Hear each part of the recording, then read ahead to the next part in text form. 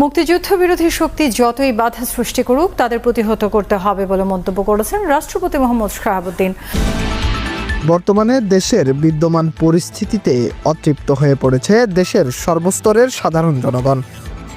বাংলাদেশ সেনাবাহিনীর দায়িত্বরত সেনাপ্রধান জেনারেল ওয়াকারুজ্জামান এবং রাষ্ট্রপতি মোহাম্মদ শাহাবুদ্দিন খুশি মনে দেশের দায়িত্ব তুলে দিয়েছিলেন অন্তর্বর্তীকালীন সরকারের প্রধান উপদেষ্টা ডক্টর মোহাম্মদ ইউনূসের হাতে।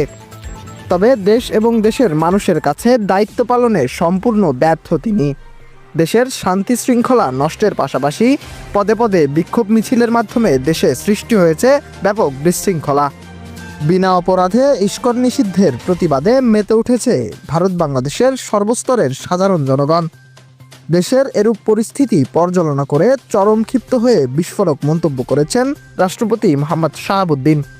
রাষ্ট্রপতির বিস্ফোরক মন্তব্য নিয়ে বিস্তারিত জানতে আমাদের সাথেই থাকুন।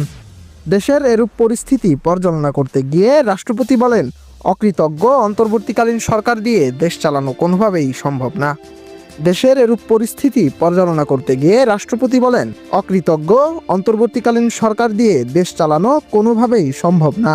তাই দেশ এবং দেশের মানুষকে বাঁচাতে পুনরায় সাবেক প্রধানমন্ত্রী শেখ হাসিনাকে দেশে ফিরিয়ে আনা অত্যন্ত জরুরি।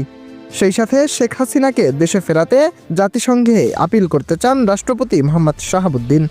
শাহাদাত রিফাত, নিউজ ডেস্ক।